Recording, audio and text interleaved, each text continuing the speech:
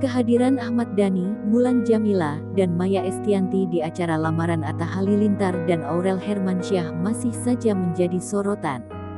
Ketiganya ternyata sempat memberi pesan-pesan khusus kepada Atta Aurel yang tengah berbahagia menuju ke pernikahan.